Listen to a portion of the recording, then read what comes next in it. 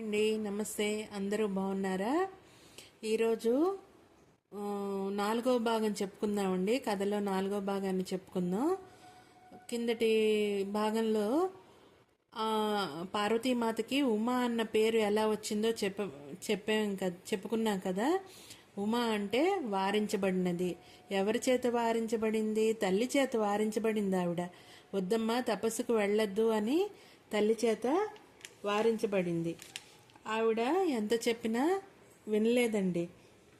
వినకుండా తపోవనానికి వెళ్ళి పంచాగ్నుల మధ్య, పంచాగ్నులు అంటే 4 దిక్కుల 4 అగ్నులు, శిరస్సు పైన సూర్యుడు ఒక అగ్నిగా చేసుకొని ఆవిడ తపస్సు చేసిందండి. చాలా ఘోర తపస్సు చేసింది పరమేశ్వరుడి కోసం.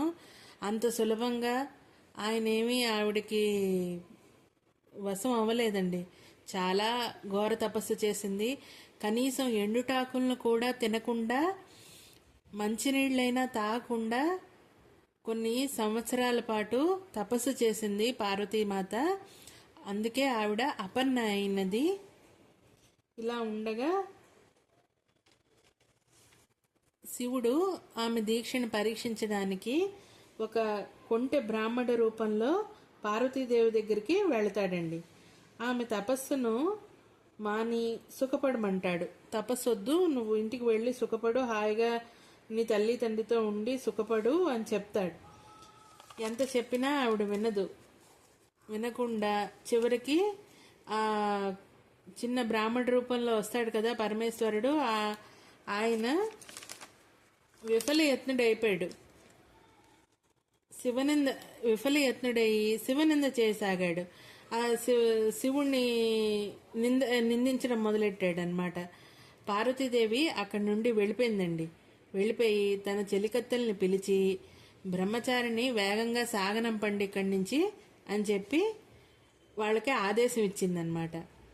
ఇంకా మరి తప్పక పరమేశ్వరుడు ప్రసన్నుడైపోయి తన నిజరూప ప్రకటన చేసి అమ్మవారిని ఆశ్చర్యపరిచాడనమాట. వెంటనే ఆమెను చేపట్టపోయాడు. కానీ అమ్మవారు ఏం చెప్పారు?